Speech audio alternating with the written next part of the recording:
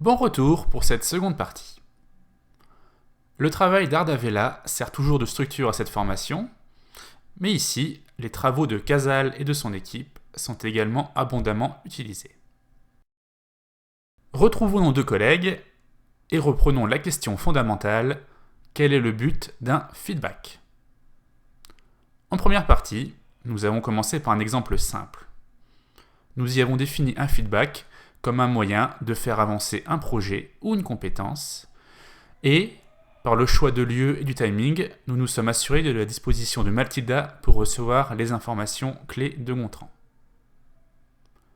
Prenons un peu de hauteur et surtout de précision. La littérature scientifique identifie le feedback comme un mécanisme qui cause un changement de comportement. Pour l'instant, Mathilda suit son schéma de décision habituel. Et cette décision va générer un premier choix qui sera, en tout cas dans l'esprit de Gontran, peu efficace. L'idée est qu'à partir des feedbacks de Gontran, celui-ci propose des arguments suffisamment pertinents pour que Mathilda change son choix et devienne plus efficace pour son projet. Voici une nouvelle présentation d'un projet, cette fois-ci mené par Gontran.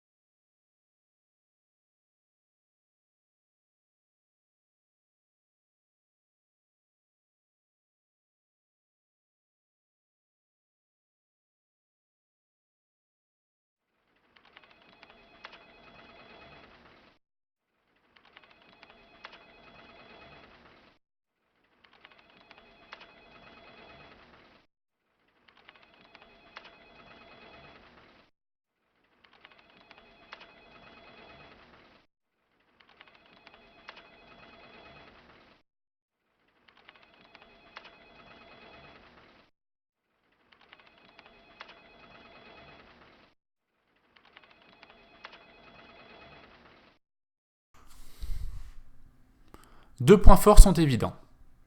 Le lieu est bien choisi, la salle Pasteur au calme, et Gontran et Mathilda ont largement le temps d'échanger, n'étant pas perturbés par d'autres événements.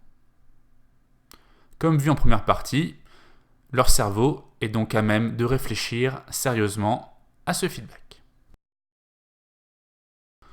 Par rapport au point d'amélioration, tout d'abord, Mathilda met en cause directement Gontran. Elle dit « tu es flou » ou encore « c'est ce qui s'est dégagé de toi ». Elle parle de sa personne et non pas de son travail. Cela va perturber, voire contrarier Gontran, qui aura alors de moins bonnes dispositions pour faire évoluer ses décisions. Ensuite, les retours de Mathilda sont peu précis. « Je n'ai pas d'exemple en tête », dit-elle. Gontran n'a donc pas la base pour pouvoir changer ses décisions, car il ne sait pas où se situent les problèmes dans sa présentation. Cela ne sert à rien de faire un retour ainsi, et cela baisse la crédibilité de Mathilda pour donner des feedbacks. Enfin, Mathilda ne propose pas de solution. Si elle veut que Gontran change ses décisions et s'améliore, autant lui indiquer une voie à suivre. Cette posture de critique pure aura plutôt tendance à tendre les relations entre les deux collègues, sans faire avancer les feedbacks. Deux autres points de vigilance nous sont donnés par les équipes de Casal et sont un peu plus surprenants. Dans notre exemple, Mathilda parle de la prime qu'a déjà pu toucher Gontran sur un autre sujet. Donc d'un avantage que Gontran pourrait avoir. Or, Casal, dans son expérimentation, prouve qu'il vaut mieux éviter de parler d'avantage, mais plutôt parler de risque de perte. Mathilda aurait donc dû évoquer le risque de perte d'argent pour Gontran, plutôt que son avantage à obtenir une prime. C'est subtil, mais il faut savoir que l'aversion de la perte est plus forte chez l'humain que l'intérêt du gain. De même, Mathilda compare le travail de Gontran à celui de Bernadette, un travail qui n'était pas bon du tout, une situation à éviter. Or, Casal prouve dans la même étude qu'une comparaison à un exemple négatif est à proscrire, car en effet, Gontran risque de baisser son niveau d'exigence personnelle et donc va avoir tendance, plus ou moins consciemment, à faire moins bien. Toujours dans son étude, Casal montre que même un exemple positif sur une personne efficiente, sur un projet qui s'est bien passé, n'est pas utile pour améliorer les changements post-feedback. Il vaut mieux ne pas faire de comparaison sociale du tout et se contenter de parler des faits. Retournons en salle Pasteur pour une version améliorée de ce feedback.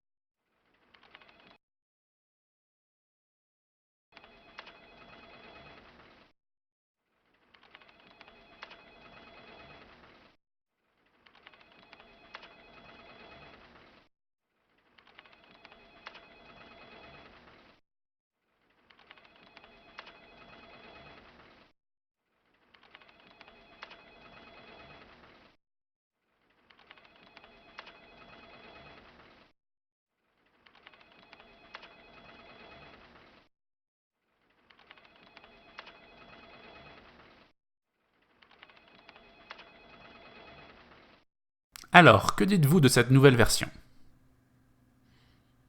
Cela conclut la seconde partie consacrée au levier pour changer le comportement. Nous nous retrouvons dans quelques minutes pour la suite et fin de cette formation.